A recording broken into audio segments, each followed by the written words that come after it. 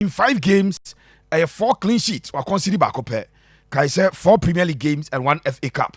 Now Uram Ewo Justice in Kukuble, one also Ejnem, Justice in Kukuble, Samba Ndongani O'Neill, Saka Dauda, Alvis Chebafo, Patrick Asiedu, Baba Yahaya, Samuel Tinedu, Kwame Opoku, Daniel Adrian Ajete, and a Michael Sifa, we are Asante Kotoko starting lineup for the game. Omo mutra bench, you know, goalkeeper Kamara, back into or no Ebetra bench. Afi a branch did it of Chedramana, Michael Chedramana, etra bench. Henry Ansu, Echo bench.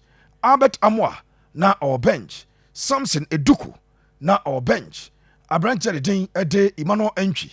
Sanso ena Ados Isaka, a branch or young porcupines or no. One also Isaac Minta and a Vitus Avoka. So 2 players from the youth team. Emeki bench and Edema Asante Kotoko. One Ebobokuna na enye Asamketwa. Baseke Holy Stars coming into the game. Baseke omo position on the league log. Omo away performance. Na Baseke Ekra only 5 points from 10 games away. Just out of 30 points, you know. Na Baseke Ekra just 1 point per. And I know when you're a free away. 5 points. And I know when you're a free away. Now, Kabiru is obenya attendance ready na. First thing that we noted today, attendance was extremely poor at the Baba Sports Stadium. Very, very, very poor attendance at Baba Sports Stadium. Debi Amekacho say, you can't say poor say na. Yana in relative terms, into Baba Sports Stadium, 40,000 capacity stadium. It is a ebo.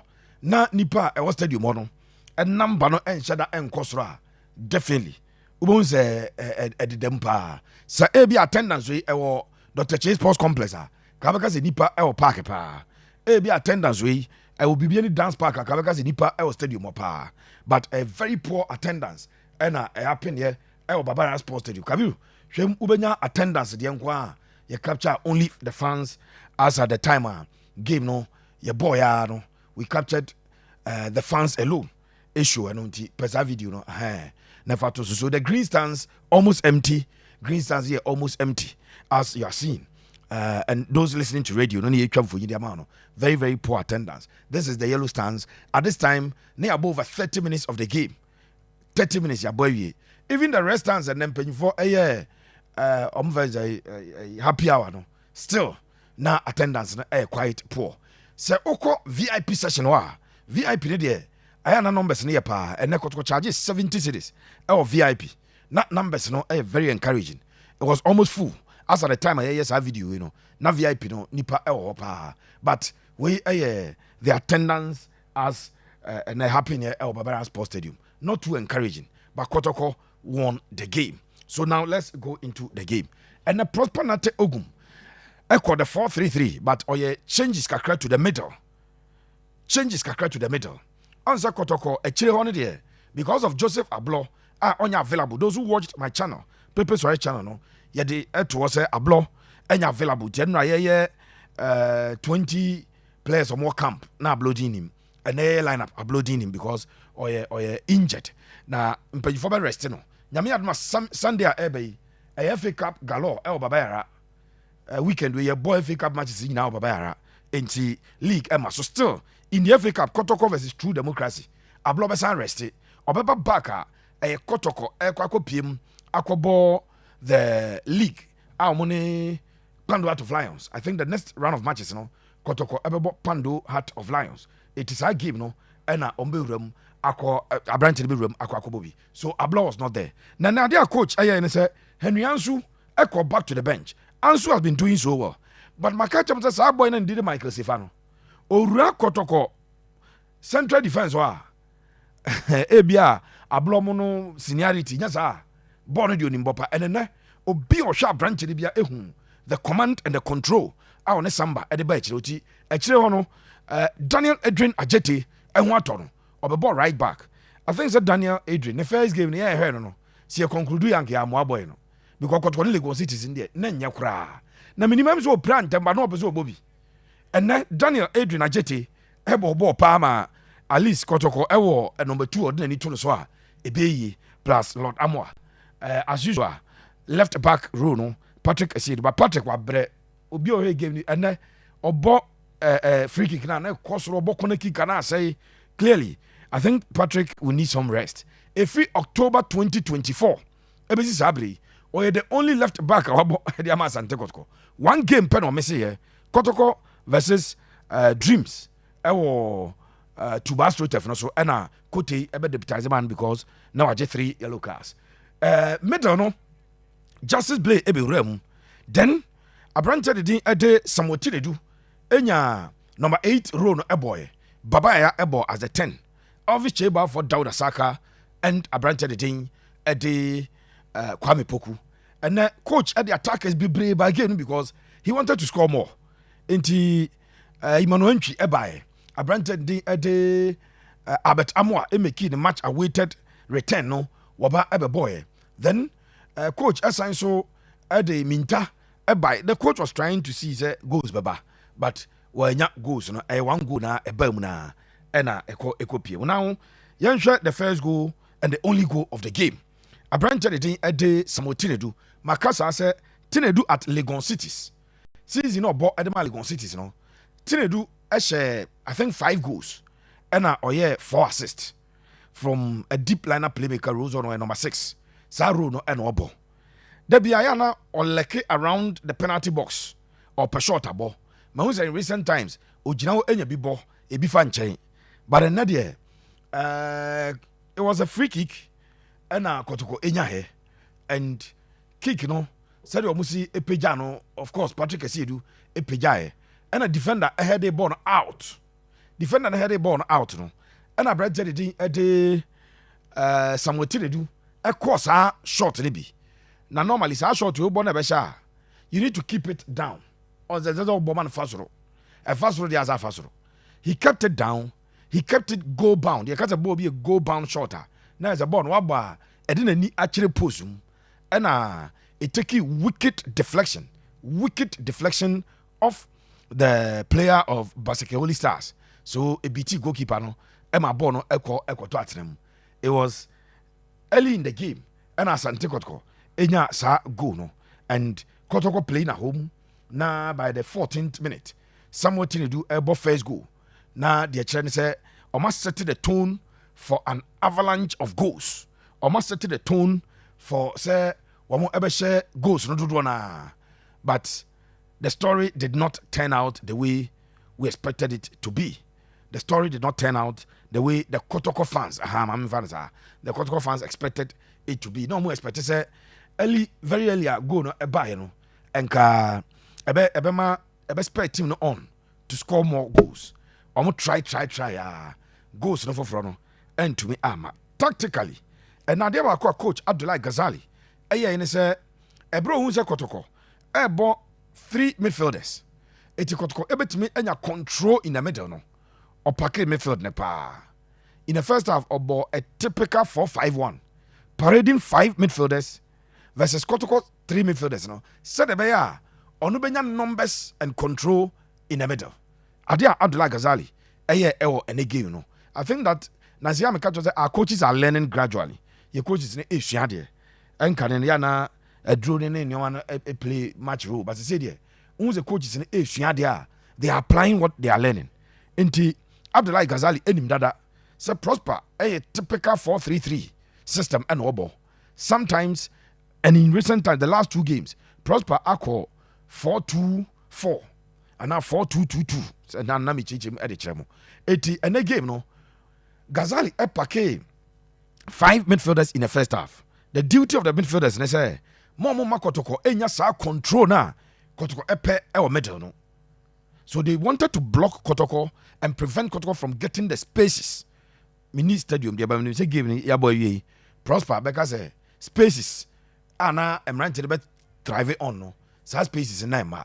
And because the coach of Basekewoli Stars, Abdullah Ghazali, decided to say packet men in the middle to block those spaces. So Kotoko cannot get the spaces. More passing game. No. So what Kotoko had to do was to resort to the wing play, where Elvis Cheba for Auche was on one side of the wings ɛna aberanteɛ de din ɛde Dauda Saka ɛwɔ the other side of the wings. That is how Kotoko decided say okay say yɛfa middle no na ɔma pake middle no nyɛ yɛ yɛn approach ɛmfa wings hɔ. Clear say games dodo a Justice Blay amese no affect the sharpness kakra.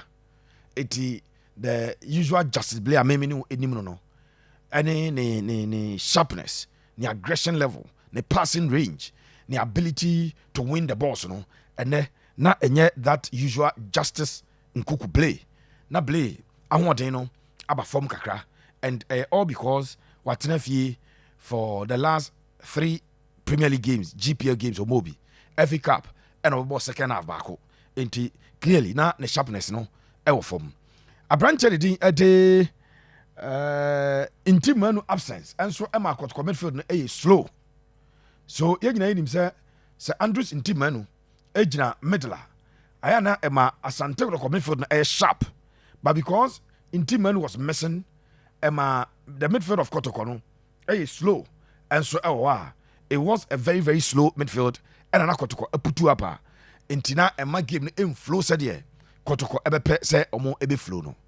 Again yɛhwɛ Kotoko team no Kwame Poku bayie Kwame and the chances no are massa and I've said it time without number say Kotoko players any Kotoko technical team no episode munya the best from Kwame Poku they would have to feed the feet of Kwame Poku with the balls onye the striker ye ball no akopre akwaje apempem bia tiagu no afa ball no de akọ ye nyina yenim say Kwame Poku the typical goal getter goal poacher. So put the ball on my feet. My ball no and bang baby goal line no one baby 18-yard box or no. It did anymore. He will do the do for you or the ball no. I bet what him at the amount. But and not balls ni no. Intimate and Kwame Poku na no said your penal. He was not getting the services na uhia. Enunti Kwame Poku and so involvement in the game no. Na initial baby sa. Again, Saka was also not in his full element. No, he was not there. Abrante the idea of his for in terms of the defensive attributes and then also the offensive threat, you know. So about kwani threaten opponents. Akonya go no. Neno enshada any through base ha. And Makacho said because of the opponent play. When your opponent map up a system and a strategy that will take you out, especially in the middle, then you may probably have to do or switch to another one. I don't know how to try to switch it to different defense systems, but try as they did. Now, Omoya and Fa. And quickly, in the second half, coach had the 2 players, still trying to get the control. In the second half, Abranche what was the name? Abet Amwa. Eba back in the game, and I say we introduce you Abet Amwa. It will give him. Reason is Abet Amwa. The last 7 games I could go on Mobi due to injury, and on Huatono. Abet Amwa came in, but Abet plus was it Emmanuel entry, double substitution. Eddie Omino Ebai. Still bound by the control Kotoko were looking for. Wamu enya control na Kotoko epe ewo say omo dey 2 players na ebam no. They did not get that control they were looking for because still na basake for no so eye adwuma pa na ade ba ko a Abdullahi Ghazali eye ne ne a metumi aboda ba so ne say at any point in time Kotoko ebe ye tactical switch bia no respond at any time Kotoko ebe switch omo be tweak system ne kakra prosper be na say o ye bibi foforo bia Ubos or so as I responded to Adia Prosper Nete Ogum Epesoyeno. So he was meeting Prosper Ogum can say boot for boot ana. Yes, tactics on tactics. Prosper change bibi kakra tries or switch it to a different system. Ubos almost iron in term no more switch it. Now Prosper ayefofro no more assign so switch it. That was the sort of player coach Abdullahi Ghazali. Any Prosper Nate Ogum at the Esiani Ewo Babayara. The introduction of Abet Amwa, any Emmanuel entry, it did not turn the game in favor of Asante Kotoko. 2 more substitutions by Minta ɛsan so ɛbam ɛna coach ɛde Michael Chedwamana so ɛbaeɛ. Still, it did not turn the tide in favor of Kotoko. In fact, in the second half, even though Baseke were not testing goalkeeper Frederick Asare, they were not testing him. And yeah, a case of bombarded goal area and testing no pia ball no ball shot there be and yeah no be. It was a situation of omo ball no den krabi mi ensa bi bam e control no ball no pia no running no cover. That we saw it. But and yeah, testing the goalkeeper, see a testing be a bonnet keeper yina. There was 1 minute 30 seconds of pressure behind there. Omo the pressure, but pressure omo bona fan chai. Omo bona omo nya corner obi yi. Now we are blocking. Now we are yi. Patrick Esiedu had to save one ball. So overall, and sa and a game no. So we had the introduction of Emmanuel Entry and Albert Amwa back after the injury. Na nima yidu kakra normal player HSA bosomi mi na doctors de man kakra na nkaso eti we put on weight kakra which quite normal. Eti eno the story of how everything also pan out the Baba Nyara Sports Stadium. Now you look at Kotoko's next fixture. Asante Kotoko in the league there. Our next fixture no away to Pando out of Lions. I'm sure. Mame and checking men confirming. There be Asante Kotoko besa bo home beam. Kotoko brekum Chelsea. Really? Okay. Na league there no Miami bo homes are. Inti Kotoko ebesa bo league game beam a home game. Kotoko brekum Chelsea. The next league game at Kotoko ebebo. That is the story. But we share next week FA Cup matches. An FA Cup in Kotoko date with true democracy, right? True democracy. Kotoko tell you FA Cup no almost about where we are. Matches almost about semi-finals in Nasa Kumasi bi. Now it's a Kotoko possibly. Obabo FA Cup nyina wo fie because that the 3 games no boy nyina no waboni fie. Obo future stars babayara.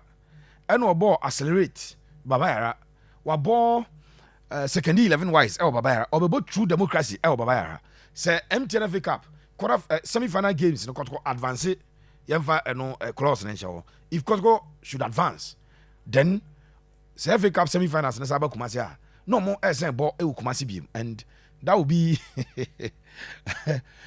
a runner possibly Kotoko to be the FA Cup without traveling in the FA Cup. That's one two coin. Okay, fine, and there you didn't be able to there. But I know a Kotoko story so far in the Ghana Premier League. Why did Kotoko not score a lot of goals? Message will be there, no Pepe. I didn't know Kotoko answer goals, baby. Because a Kotoko team no and click it. The reason Kotoko did not score a lot of goals today is that the Kotoko team did not click today. Kotoko did not have a very good game today.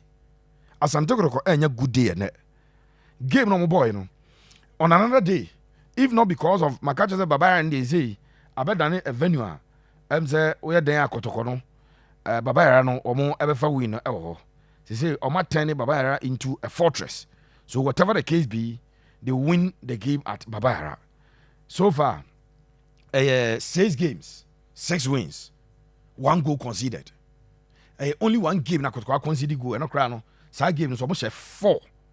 Kotoko vision by 4 goals to 1 no. The only game Oma conceded goal this season Babaya. So clearly it tells you say Asante Kotoko one more Eniabre and Omama home there Omba fortress. It's ne more movies people did not Kotoko because they did not have a good game today. And the game no Kotoko anya a good game. But a good team and there even on days and Yoma Enya no Utimi a try na unya win game and Kotoko did the needful by trying their very best to record a win in today's game. Prosper Nete Ogum and then the Brantiano, young congratulate you. The next time Ghana Premier League is played, Asante Kotoko. There be some standing Nusubishi Shemo. Anyway, no, minim said Umbezia no. See about Twasso the Akot home. Name say, I'll stand in Ibishima, the Omu declare I'll stand in Ibishim dia. Any Akotoko Pandu, Aquacobo, said ye, see, I don't know. GFA confusion there. Baby, I near boy, Mammy and Twasso. they will announce which games will be played. I'm sure say your ball FA Cup on weekend where we are midweek, league no baba Kotoko akobo Pando out of Lions game the next Sunday no abebo Brekum Chelsea baba no asan so akwa away akobo nations.